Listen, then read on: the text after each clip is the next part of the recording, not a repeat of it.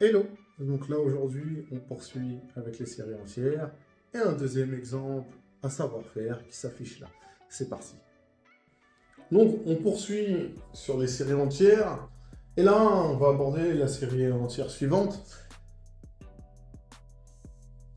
avec sigma 3n sur n plus 2 x puissance n. Déjà on va établir le rayon de convergence, mais ça c'est pareil, on va établir la règle de D'Alembert qui nous permet de déterminer le rayon de convergence. Et donc la limite de ça, c'est 1 bien évidemment, d'accord. Vous le savez, je ne vais pas vous faire un dessin. Et du coup, le rayon, vu que j'ai 1 sur R qui est égal à 1, mon rayon de convergence, il est de 1. Et ça veut dire quoi? Ça veut dire que la série converge absolument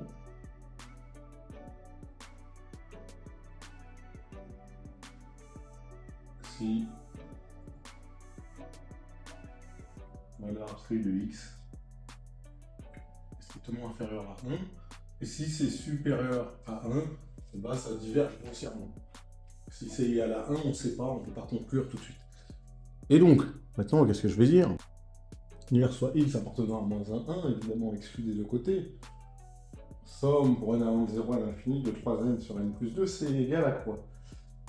C'est là où il faut avoir un peu de jugeote et réécrire le 3n sur n plus 2 d'une autre façon, que vous allez voir tout de suite. Et voilà. Et donc, quand je le réécris comme ça, c'est intéressant. Pourquoi? Pour plusieurs raisons. Parce que, du coup, ici, je vais pouvoir splitter. Le 3, je vais pouvoir le sortir. Très bien. Le 3, je peux le sortir de la somme. Linéarité de la somme, hein, bien évidemment. Ici, n plus 2 sur n plus 2, ça me fait 1. Et du coup, qu'est-ce que je vais avoir? Moins 2 sur n plus 2, x puissance.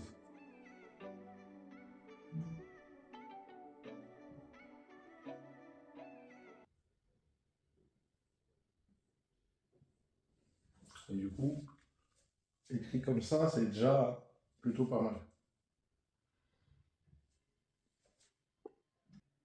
Et du coup, je vais encore appliquer la linéarité de la somme. Et du coup, ça va me faire 3 fois la somme de x puissance n, d'accord? n allant de 0 à plus l'infini. Là, ça me fait moins 6, hein, d'accord? N égale 0 à plus l'infini de x puissance n sur n plus 2.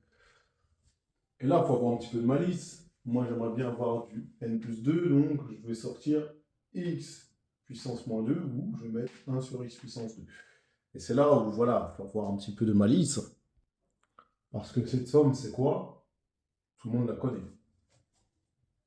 Donc ici, ça me fait 3 fois 1 sur 1 moins x. D'accord? Somme des termes. Une suite géométrique, hein, évidemment.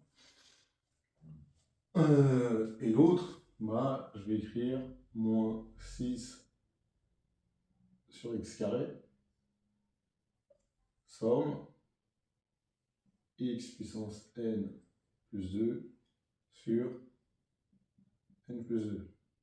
n allant de 0 à plus l'infini. Ok, bon, 3 fois 1, je peux mettre 3, d'accord. On va pas perdre de temps. Donc là, on est presque pas mal. Ce terme-là, je vais faire un changement d'indice. Donc, je vais faire démarrer n à 2 et je vais remplacer n par n. Donc là, ça va être intéressant. Donc ici, ça va me faire 3 sur 1 moins x moins 6 sur x carré, somme pour n allant de 2 à plus l'infini de x puissance n sur n. Et moi, il me faut la somme pour n allant de 1 à plus l'infini, parce que, tout simplement, c'est quelque chose que je connais, la somme pour aller en 1 à plus l'infini. Donc en fait, j'ai ça. Somme x1 moins x, moins 6 sur x, fois la somme. D'accord? Et là, je vais mettre en facteur. D'abord, avant de mettre en facteur, je sais ce que je vais faire. Donc le premier terme de cette somme, si n est égal à 1, ça me ferait x. D'accord? Donc je vais le retirer, ce premier terme, et l'ajouter dans la somme. Donc je vais mettre moins x, plus cette somme, pour n cette fois-ci allant de 1 à plus l'infini, de x puissance n sur n. Mais ça, je sais c'est quoi. Ça, je sais ce que ça vaut. D'accord? J'avais oublié le carré, donc je le rajoute, il n'y a pas de sujet.